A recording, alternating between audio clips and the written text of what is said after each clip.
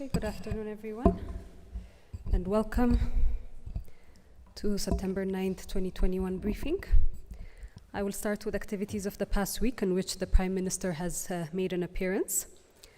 On Sunday, September 5th, this marked the official closing of the Green Legacy season with Prime Minister Abiy Ahmed present, together with cabinet members to preside over the ceremony.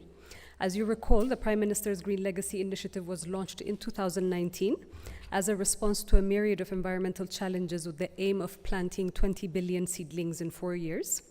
The 2021 planting season was the third round undertaken nationwide, and the total number of seedlings planted in the past 3 years exceeds 18 billion, indicating that Ethiopia has, within a 3-year window, surpassed each of the yearly targets. I will come back to you at another point in time in terms of the survival rate for the ones that had been planted last year, but overall, the conclusion of this year's planting ended on a very positive note, enabling or catalyzing much more mobilization for the fourth year, which will be upcoming in 2022. Another activity that the Prime Minister had engaged in is 2 visits that had been undertaken. On Tuesday, September 7th and Wednesday, September 8th, Prime Minister Abiy Ahmed traveled with a delegation to Dakar, Senegal and Accra, Ghana, meeting with President Macky Sall and President Nana Akufo-Addo, respectively. The visits and related meetings are a continuation of the ones that have been undertaken over the past weeks in other countries, engaging in discussions centered on bilateral ties and African issues. Moving on to the second part of today's briefing, I will focus on humanitarian response update in the northern part of the country. Per the data received from the National Disaster Risk Management Commission, in Afar, which also comprises more than 500,000 that have been displaced over the past 2 weeks as a result of TPLF's incursions, the federal government and partner, WFP to be specific, are mobilizing resources for the internally displaced persons. And as of August 31st, according to NDRMC, or the National Disaster Risk Management Commission, and WFP, they have distributed together 7,655 quintals of food for 45,000 displaced persons. This food assistance includes wheat flour, rice, pulse oil, and wheat. WFP has allocated 3 rounds of food to be delivered up to October 2021. And a regional emergency coordination center, as had been indicated the last time, is also actively working on coordinating the humanitarian activities within the Afar region. In Amhara region, the IDPs are mainly from Wagamra, North Gondar, South Gondar, and North Wallo zones of the region. Internally displaced persons who have been displaced from different waradas in North Wallo due to TPLF's provocations and attacks, and currently sheltered in Dese town, have reached more than 150,000. As of August 31st, this is the latest data, the NDRMC, the National Disaster Risk Management Commission, and partners have distributed over 23,000 quintals of food for IDPs in Dese town, and more than 140,000 beneficiaries have been reached. 57% of this food assistance has been distributed by the National Disaster Risk Management Commission. The food consists of wheat, flour, rice, corn, soya bean, as a supplement for pregnant women in the area. It also includes oil, pulse, and wheat. 8,600 quintals of food, including wheat flour, corn, soya bean, and rice, have also been dispatched to Wagamra zone of Amhara region for 51,000 beneficiaries. From this, the NDRMC, or the National Disaster Risk Management Commission, dispatched 3,600 quintals. The Joint Emergency Operation, which includes REST, World Vision, CARE, and FH, dispatched 5,000 quintals. An additional 2,000 quintals of food is headed to Sakota Warada of the Wagamra zone. Again, information that I have from NDRMC is that 2,000 quintals of food assistance has also been delivered to IDPs in North Gondar Dabark who have been displaced by TPLF's belligerents in the Amhara region. This assistance is expected to serve up to 13,000 beneficiaries. The government is now working with partners to further coordinate humanitarian response in North Wallo and Wagamra zones and the North Gondar zone as well. Incident command post has been established in Dese town to oversee the humanitarian response in North Wallo and South Wallo, and efforts are ongoing to activate an additional incident command post in North Gondar zone, Dabark town. Within the Tigray region, as of September 4th, 2021, the number of trucks that have entered the Tigray region and reached their destination is 535 trucks, while more trucks are still en route. The WFP has also confirmed that additional trucks had been en route as of the past few days. There are still around 70 trucks that are not accounted for after having entered and delivered humanitarian assistance, because the expectation is that these trucks would come back or remove themselves from the Tigray region, load and return as well. And the reason that I am calling your attention to this is that about 3 hours ago, the terrorist TPLF group have posted a statement online with images showing their fighters on trucks resembling these ones that have been deployed for humanitarian assistance. So I leave the investigation to you. Moving on, humanitarian flights for personnel, cargo, and cash is still ongoing, and movement has been undertaken from Addis to Megale through UNHS flights. As of August 31st, 2021, the National Disaster Risk Management Commission has approved for 31 partners to transport a total of 114.2 million birr to Megale for their humanitarian operation. Humanitarian partners, the WFP and the Joint Emergency Operation that I mentioned earlier, currently are operating in Tigray and dispatching food to waradas and distributing to beneficiaries. And humanitarian cargo movement continues to be facilitated through Samarat to Abala corridor, with the checkpoints that have been now decreased from 7 to 2 to facilitate the ongoing delivery of humanitarian assistance. On a third note, before I open it up to questions, is the continued violence by TPLF. And in the Amhara region, Dabat Warada, in a Kabale called Channata Klaimanot, the terrorist TPLF is confirmed to have committed atrocities on an estimated 200 innocent civilians, which includes women, children, elders, and deacons, members of worship establishments. The federal government strongly denounces, in the strongest terms, these targeted killings.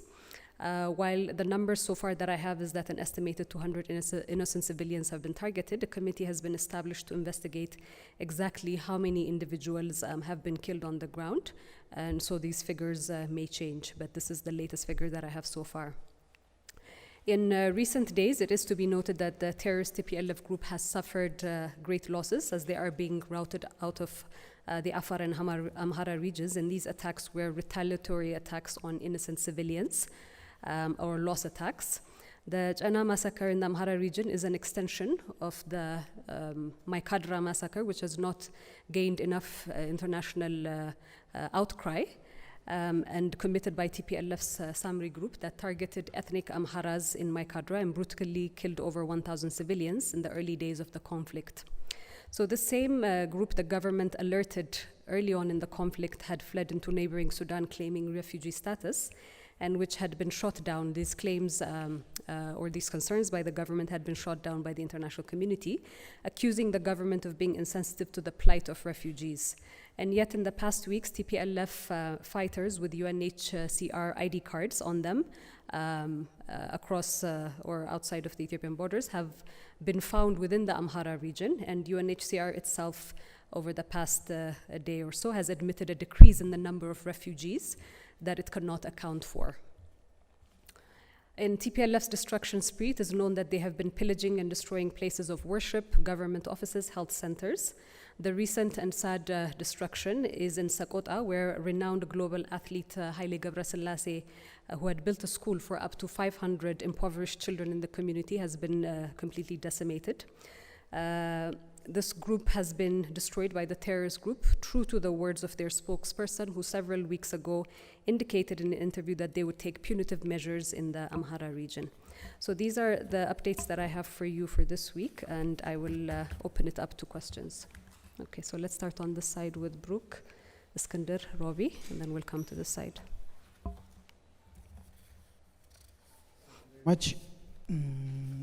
My first question is about the Prime Minister's visits on the African continent and in Eurasia recently. So what's the administration of Prime Minister Abiy Ahmed trying to achieve through these diplomatic shuttles to different parts of the world?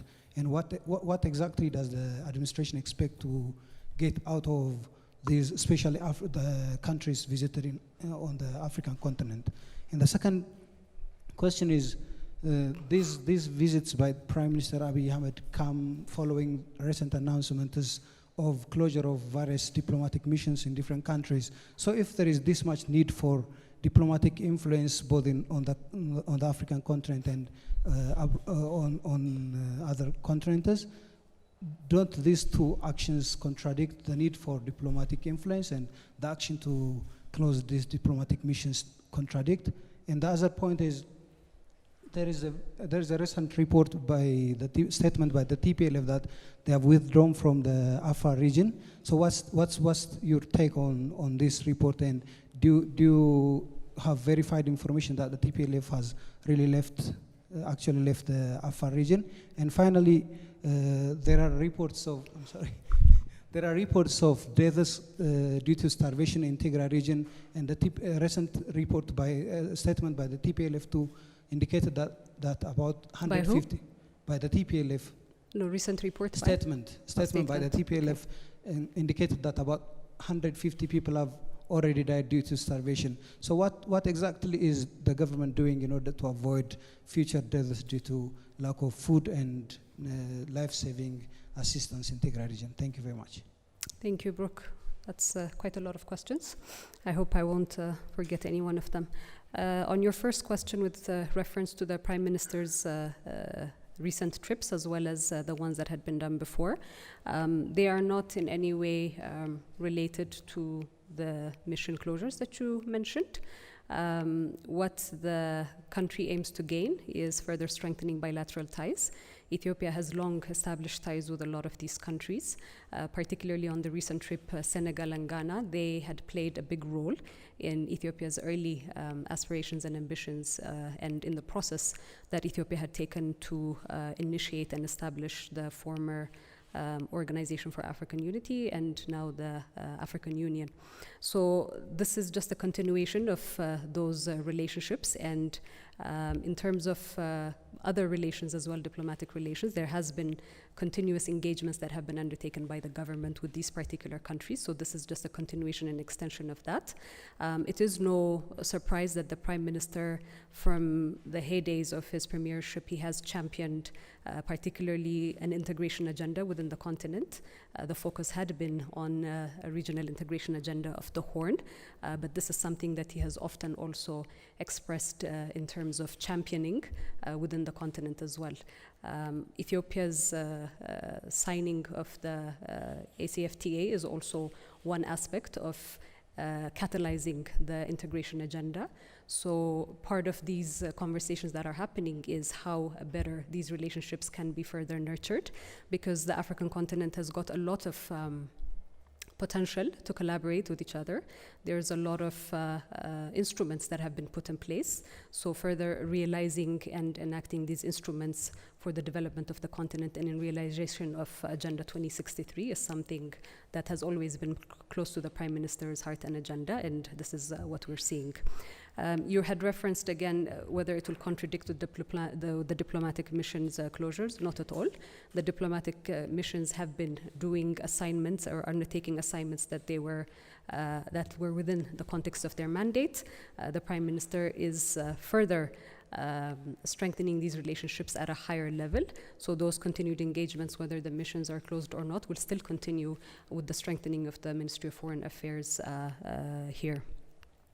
TPLF's claims of having withdrawn from the Afar region, and I put it quote unquote, that is not true. They have been routed.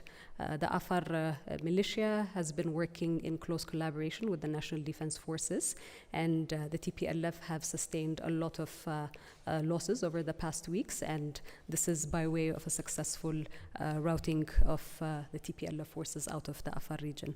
The claims that have been made with regards to deaths related to starvation, we really need to look at it from the context of what has been happening with TPLF's belligerence and many other testimonies that have been coming from international humanitarian assistance agencies as well, indicating that TPLF has been looting humanitarian assistance. So while we cannot corroborate these facts, which has been at the federal level, which has been given by certain individuals within the Tigray region. What I can refer back to is the looting of humanitarian assistance by the TPLF. Recently, over the past few days, we have also seen within Tigray, on Tigray TV, where communities are being mobilized to prepare food in support of these fighters who have been deemed terrorists by the state. So it's a little bit contradictory as well, the images that are coming out and the claims that are being made by the same group. So I leave it at that. Iskander? Thank you, Billani. On the issues you touched on earlier, you said a committee has been set up to investigate the China massacre in Dabat area. What is the committee comprised of, and what is it tasked with? I mean, my second question is, you talked about UNHCR's statement earlier. UNHCR said it is not able to verify the whereabouts of Ethiopian refugees who have left the camps in Sudan. Has the Ethiopian government been in contact with UNHCR to talk about the whereabouts of these refugees, or can you give us more information on that? You have another question? Okay, one more question. One last question. Some media reports indicate that Prime Minister Abiy Ahmed has accepted the mediation of President Kiir in the Tigray conflict. Can you confirm that? Thank you very much. Okay. Thank you very much. On your query with regards to the committee that has been formed to investigate the Jana massacre, I was referring earlier that there was a specific number that had been reported, which has been part of my briefing, but the exact numbers would still require further investigation because this is something that happened or that was just discovered recently as well. So this committee, I imagine, I still don't have further details on that. I'll come back to you on that. But what I've been told is that there's leadership on the ground to assess what damages have been sustained within the community further to the information that has already been released. On UNHCR statements as regards to the whereabouts, I just indicated that about a week and a half ago within the Amhara region, the Amhara leadership has also confirmed and shown material evidence that these refugees have actually been found, or some of these refugees have been found within their bodies, showcasing UNHCR refugee ID cards indicating that there are those whose whereabouts has not been confirmed. The Ethiopian government, through the entity that is concerned with these kind of issues, will continue investigating and looking into this matter.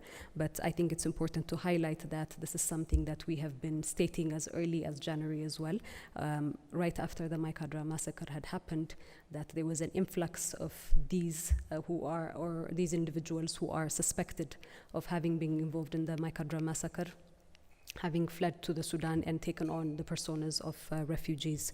So over the next few weeks, I hope that we'll be able to find more information with regards to where are the whereabouts of those refugees and who they actually are. On your last question, there are efforts by well-meaning neighbors and other African countries and actors who are invested in Ethiopia's stability and growth for a peaceful resolution of what's happening in the northern part of the country. These efforts are seen positively by the Ethiopian government and as an extension of goodwill, and they are being reviewed. So that is as far as I will be able to share with you on that. Other questions? Robbie? Thank you for the briefing. I wanted to ask, does the federal government have any comments or response to Kenya's recent statements at the UN Security Council encouraging declassifying the TPLF as a terrorist organization so as to foster negotiations? And secondly, with New Year approaching, what is the Prime Minister's message to those who are caught up in conflict at this time? And can you talk about the office's vision for the coming year and goals? Thank you. Okay, thank you, Robbie. Yes, you do catch us just right a day before New Year's Eve. So I said you do catch us that it's a day before New Year's Eve. Responding to your first question on, I think there's other calls as well, or other conversations that are happening with regards to the TPLF terrorist designation, supposed lifting. As you know, while the cabinet is the one that had tabled the proposal for the designation of TPLF as a terrorist organization, it is the House of People's Representative, which represents millions of Ethiopians, and as the body that legalized the designation of the TPLF as a terrorist organization for the atrocities that it has committed in this short period of a span of 1 year, in the period of the 3 years since the reforms, and also for the atrocities that it had committed as part of its nature and behavior over the 27 years that it had reigned. Now, this body, the parliament, is in recess, as we all know, and such a process can only be tabled and addressed when the new government is formed, which is to take place sometime in early October. However, I would also like to reiterate again that TPLF has been categorized and long remained as a Tier 3 terror organization by the US government. And we also do not see international pressure for Western governments to sit and negotiate with groups they have designated as global terror organizations. As it pertains to the New Year message that the Prime Minister has, this is part of the annual tradition that will be released tomorrow, so we will make that available in short form in English as well. Thank you. Mantis? Excuse me. I was just wondering if there was any mechanism put in place for the federal government to track the process of delivery and distribution of food in areas where government structure is not there. Process of delivery of what? In other words, how can we tell food sent in Tigray, for example, is delivered to the needy, really? How can we tell it has not been diverted to by the militants and used as such? Well, at this, I mean, it has been looted. We have clear cases and material evidence that has surfaced that shows that the TPLF have looted humanitarian assistance intended for beneficiaries that are not combatants. Again, the TPLF is having a global outcry saying that the people within the region who are Ethiopian people, and the responsibility of the federal government as well, are not being assisted. Yet we are seeing that there is a routing and that there is pillaging of humanitarian assistance. The USAID has also confirmed this as well. But as it pertains to your question of reporting, humanitarian actors that are involved in delivering humanitarian assistance within the region have a responsibility to report to the federal government in terms of the assistance that is going through, the beneficiaries that have been accounted for, and that assistance has reached as well. If you recall, about 2 weeks ago in the briefing that we had, one of the challenges that had been put forth by the federal government as it pertains to humanitarian assistance is that these reports are not coming through. So humanitarian actors are not also delivering upon their responsibility to respond or to report to the federal government on these issues. So can we say taxpayers are financing the